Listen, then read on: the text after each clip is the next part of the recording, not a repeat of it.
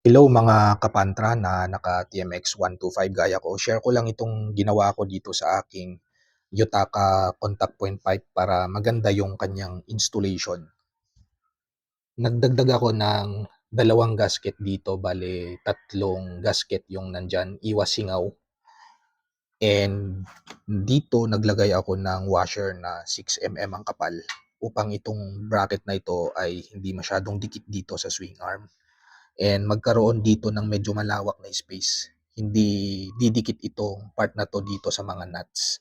And para maipasok ko yung close wrench na tools ko dyan. Dito, para mahigpitan ko ng maayos itong pipe dito sa bracket, naglagay ako dito ng 4 na nuts. Dalawa dito and dalawa dito. Ang size nung nuts ay 12 mm. Dito naman, itong part na to ng bracket, sinicure ko yan ng maliit na bolt-in nut. Ewan ko kung kita sa video. Yun o.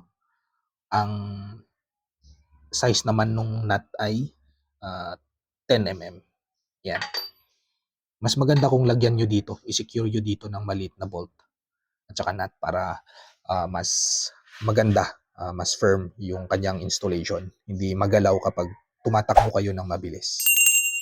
Sana nakatulong.